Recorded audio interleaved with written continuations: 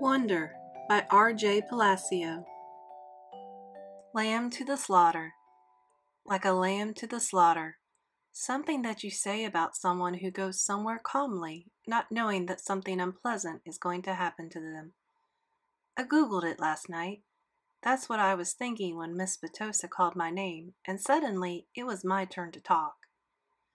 "My name is August," I said, and yeah, I kind of mumbled it. "What?" said someone. "Can you speak up, honey?" said Miss Batosa. "My name is August," I said louder, forcing myself to look up. I have a sister named Via and a dog named Daisy, and, that's it." "Wonderful," said Miss Batosa. "Anyone have questions for August?" No one said anything. "Okay, you're next," said Miss Batosa to Jack. "Wait, I have a question for August," said Julian, raising his hand. "Why do you have that tiny braid in the back of your hair? Is that like a Padawan thing?" "Yeah," I nodded. "What's a Padawan thing?" said Miss Batosa, smiling at me. "It's from Star Wars," answered Julian. "A Padawan is a Jedi apprentice." "Oh, interesting," answered Miss Batosa, looking at me. "So, are you into Star Wars, August?" "I guess."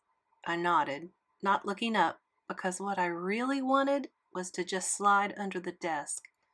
"Who's your favorite character?" Julian asked.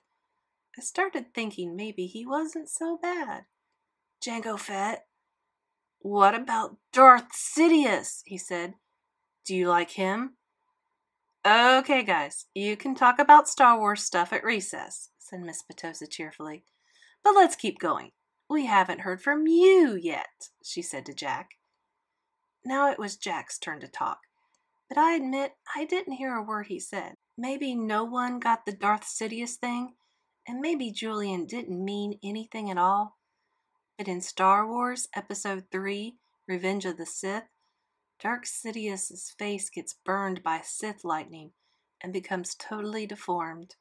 His skin gets all shriveled up, and his whole face just kind of melts. I peeked at Julian, and he was looking at me. Yeah, he knew what he was saying. Choose kind. There was a lot of shuffling around when the bell rang, and everybody got up to leave. I checked my schedule, and it said my next class was English, room 321. I didn't stop to see if anyone else from my homeroom was going my way. I just zoomed out of the class and down the hall and sat down as far from the front as possible. The teacher, a really tall man with a yellow beard, was writing on the chalkboard. Kids came in laughing and talking in little groups, but I didn't look up. Basically, the same thing that happened in homeroom happened again. No one sat next to me except for Jack, who was joking around with some kids who weren't in our homeroom. I could tell Jack was the kind of kid other kids like. He had a lot of friends. He made people laugh. When the second bell rang, everyone got quiet and the teacher turned around and faced us. He said his name was Mr. Brown, and then he started talking about what we would be doing this semester. At a certain point, somewhere between A Wrinkle in Time and Shin of the Sea, he noticed me, but kept right on talking. I was mostly doodling in my notebook while he talked, but every once in a while I would sneak a look at the other students. Charlotte was in this class. So were Julian and Henry. Miles wasn't. Mr. Brown had written on the chalkboard in big block letters, Precepts. "Okay, everybody write this down at the very top of the first page of your English notebook." As we did what he told us to do, he said, "Okay, so who can tell me what a precept is? Does anyone know?" No one raised their hands. Mr. Brown smiled, nodded, and turned around to write on the chalkboard again. Precepts equal rules about really important things. "Like a motto?" someone called out. "Like a motto," said Mr. Brown, nodding as he continued writing on the board. "Like a famous quote. like a line from a fortune cookie, any saying or ground rule that can motivate you. Basically, a precept is anything that helps guide us when making decisions about really important things. He wrote all that on the chalkboard and then turned around and faced us. So, what are some really important things? He asked us. A few kids raised their hands, and as he pointed at them, they gave their answers, which he wrote on the chalkboard in really, really sloppy handwriting. Rules, schoolwork, homework. What else? He said as he wrote, not even turning around. Just call things out. He wrote everything everyone called out. Family, parents, pets. One girl called out, "The environment!" The environment. He wrote on the chalkboard and added, "Our world." Sharks, because they eat dead things in the ocean, said one of the boys, a kid named Reed, and Mr. Brown wrote down, "Sharks." Bees, seatbelts, recycling, wrens. Okay, said Mr. Brown, writing all of those things down. He turned around when he finished writing to face us again. But no one's named the most important thing of all. We all looked at him, out of ideas. God? Said one kid, and I could tell that even though Mr. Brown wrote God down, that wasn't the answer he was looking for. Without saying anything else, he wrote down, "Who we are." Who we are, he said, underlining each word as he said it. Who we are. Us, right? What kind of people are we? What kind of person are you? Isn't that the most important thing of all? Isn't that the kind of question we should be asking ourselves all the time? What kind of person am I? Did anyone happen to notice the plaque next to the door of this school? Anyone read what it says? Anyone? He looked around, but no one knew the answer. It says, "Know thyself," he said, smiling and nodding, "and learning who you are is what you're here to do." I thought we were here to learn English, Jack cracked, which made everyone laugh. Oh yeah, and that too, Mr. Brown answered, which I thought was very cool of him. He turned around and wrote in big, huge block letters that spread all the way across the chalkboard, Mr. Brown's September Precept. When given the choice between being right or being kind, choose kind. Lunch. Via had warned me about lunch in middle school, so I guess I should have known it would be hard. I just hadn't expected it to be this hard. Basically, all the kids from all the 5th grade classes poured into the cafeteria at the same time, talking loudly and bumping into one another while they ran to different tables. One of the lunchroom teachers said something about no seat saving allowed, but I didn't know what she meant, and maybe no one else did either, because just about everybody was saving seats for their friends. I tried to sit down at one table, but the kid in the next chair said, "Oh, sorry, but somebody else is sitting here." So I moved to an empty table and just waited for everyone to finish stampeding and the lunchroom teacher to tell us what to do next. As she started telling us the cafeteria rules, I looked around to see where Jack Will was sitting, but I didn't see him on my side of the room. Kids were still coming in as their teachers started calling the first few tables to get their trays and stand on line at the counter.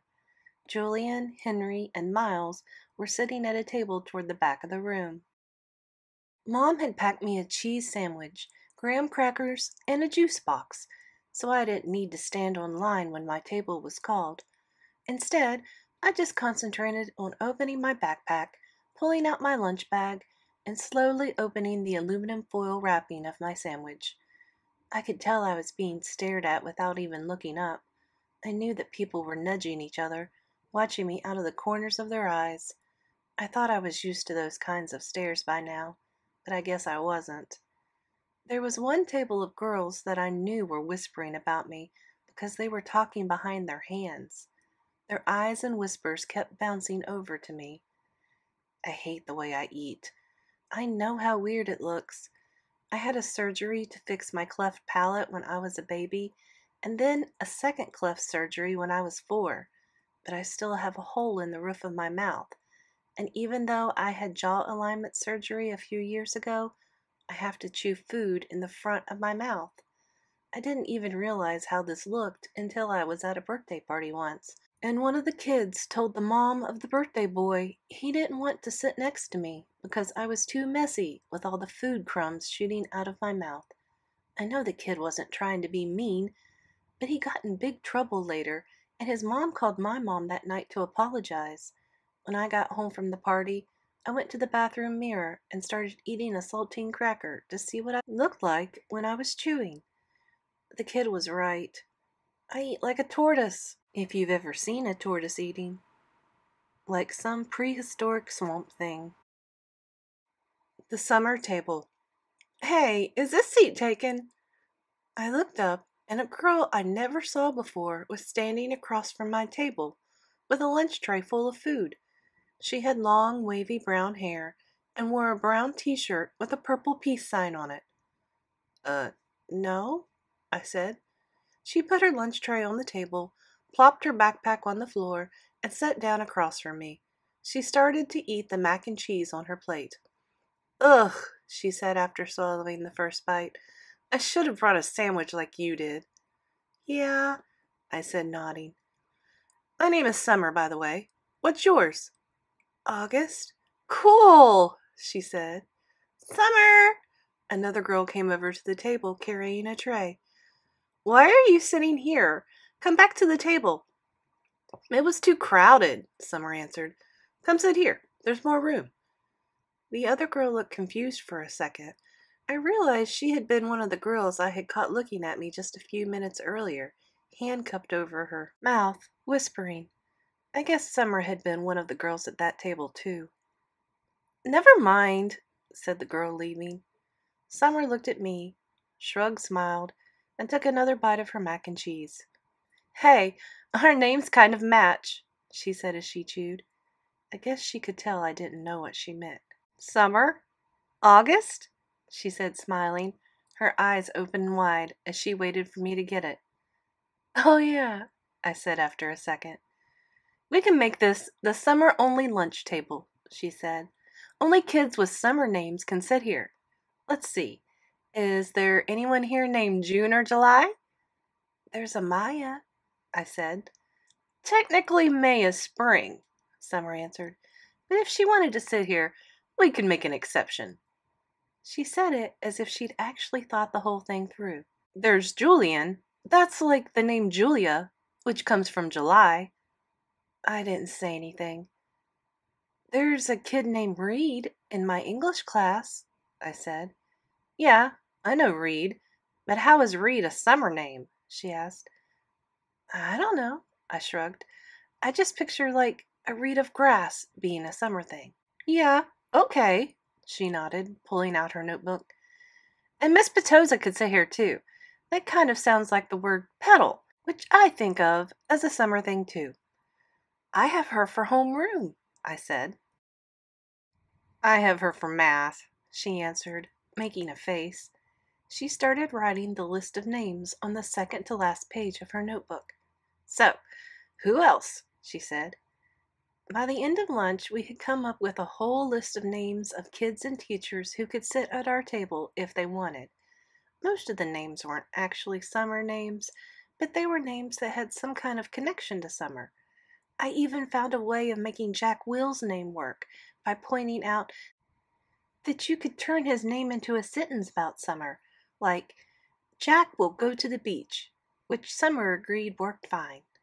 But if someone doesn't have a summer name and wants to sit with us, she said very seriously, we'll still let them if they're nice, okay?